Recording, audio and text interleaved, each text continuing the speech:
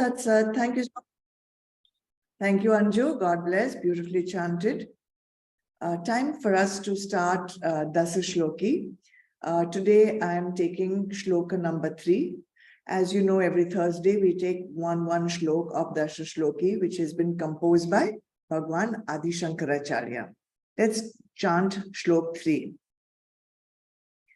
Namata pitava na deva na loka na veda na yajna na tirtham bruvanti sushuptau nirastati shunyatmakatvat tadeko vashishta shiva kevaloham tadeko vashishta shiva kevaloham. Om. Translation. Neither the mother nor the father, neither the celestial gods nor the earth, neither the Vedas nor the fire sacrifice nor the holy waters, they say, exist in sleep. But there is no void in sleep either. So I am simply Shiva, the self. For this remains even in sleep after everything is taken out.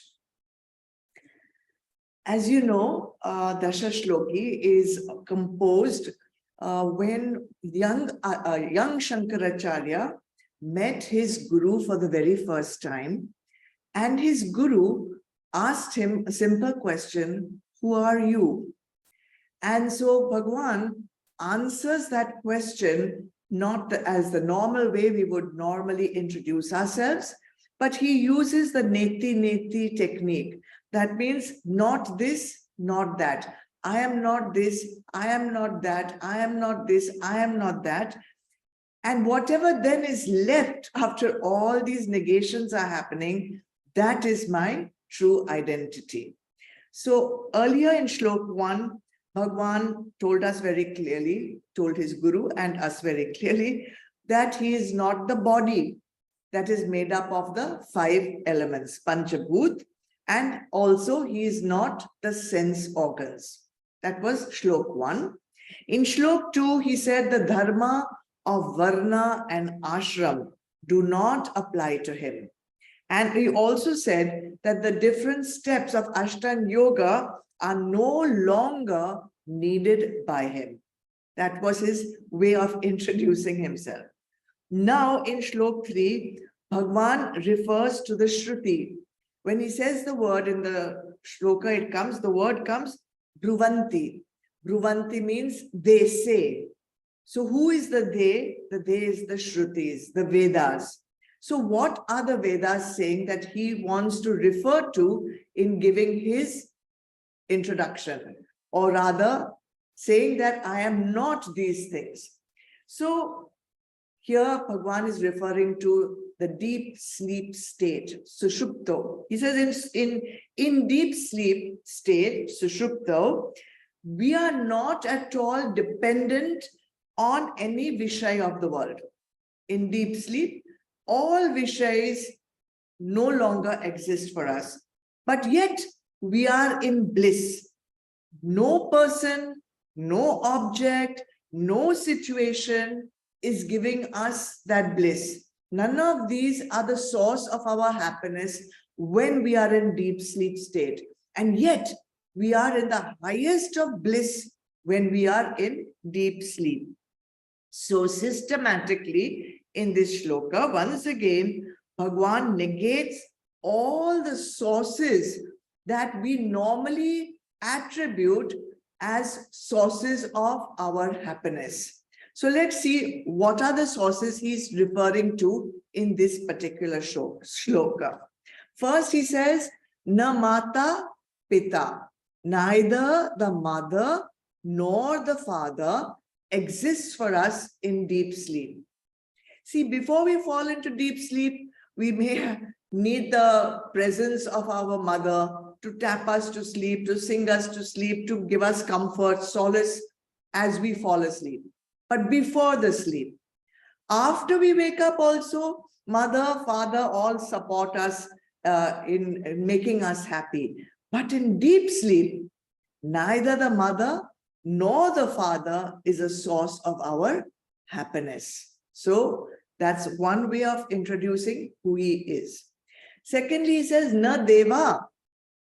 Neither do we get the help of any devta, of any bhagwan, of any god during our deep sleep state. Wake up state, sure. We all pray to Bhagwan, make me happy, give me this, give me that, be the source of my happiness, be the cause of my happiness. But not in deep sleep. In deep sleep, there are no difficult times. There are no Bhagwans to refer to ask for any help. We are on our own and we are at deep peace. So neither Mata nor Pita, no Vedas, no Loka. Lokas are different realms of existence like earth and heaven and hell and a lot of other in-between stages also. Now in the waking state, we can visualize these different realms of existence. We can imagine them. We can read about them. We can have solace in them. They are very actively existing for us in the waking state. In the dream state, so we can even go to heaven. In the dream state, we may even go to hell. And sometimes we may experience hell in the waking state also. But in the deep sleep state, neither the earth exists for us, nor heaven, nor hell. None of these realms of the universe exist for us. Neither are we aware of them. We are in the state of bliss, though it may be ignorant bliss. But there is bliss. So no Mata, no Pita, no Deva, no Loka, no Veda, no Yajna, no Tirtham. Neither the Vedas, nor the Yajnas, the rituals, the sacrifices, the sadhanas, no Tirtham, no place of pilgrimage, give us any bliss in the deep sleep state. They may give us a lot of solace in the waking state, but not in the deep sleep state. In the Karma Kand, we are advised to practice all these things, study the Vedas. We are advised to do the prescribed actions, the yajnas. We are advised to go to pilgrimage places. For what reason? For our self-purification, so that we become peaceful, remove all our mal, remove all our impurities and get sukh. All these yajnas, Vedas, Tirthams, they give us sukh. But in the deep sleep state, we are not in sukh, we are in bliss. Although it may be an ignorance, but we are in bliss. And neither the Vedas, nor the yajnas, nor the Tirthams are responsible for that particular peace which we feel in deep sleep state. So now the question comes, if all these known sources of happiness, known sources of sukh are absent in the deep sleep state, then does it mean that at that time when we are in deep sleep, what we are experiencing is a void? Are we experiencing emptiness? Are we experiencing a vacuum, which is referred to in the shloka as shunyata? Is that what we are experiencing in deep sleep state? None of these things are existing, nothing is there, and this shunyata is giving us bliss. So Bhagwan clearly tells us, assures us, that when all these sources of happiness, known sources of happiness, known sources of sukh are absent, we are not experiencing void, we are not experiencing nothingness, we are not experiencing a vacuum. What we are experiencing is Tadeko Vashishta Shiva Kevaloham. When all these things are absent, then what remains within us, that is our true identity. That is who we are. And that is not nothingness. That is everythingness. And that everythingness is that one supreme being, that's auspicious being, Shiva Kevaloham. So this same, so basically, Bhagwan Adi Shankaracharya is vehemently reminding us that our true nature is none of the things that we see around us, none of the things that we think give us happiness. That which truly gives us happiness, when none of these things are around, is our own highest supreme self. Tade koham Shiva Kevaloham. So in Brihad Aranya Upanishad, this same thought has been expressed beautifully. And if you have the time and the patience and the inclination, I will read the translation for you. It's very beautiful.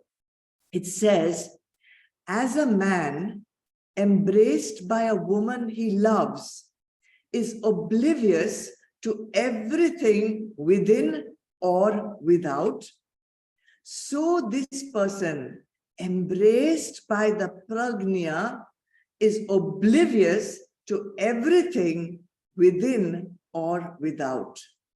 Here, a father is not a father, a mother is not a mother, worlds are not worlds, gods are not gods, and Vedas are not Vedas.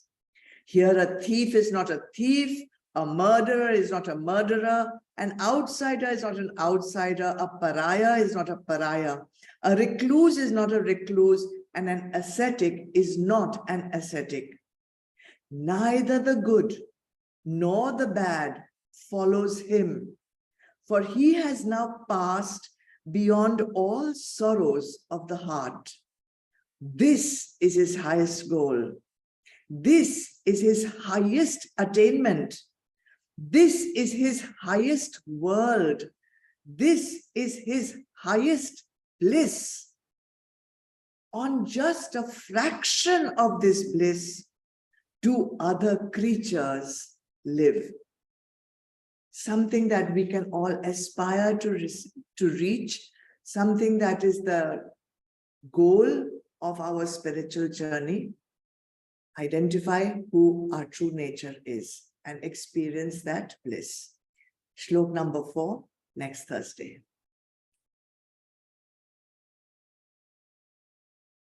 Om.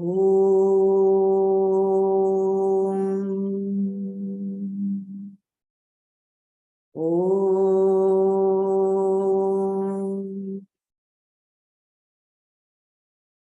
Om.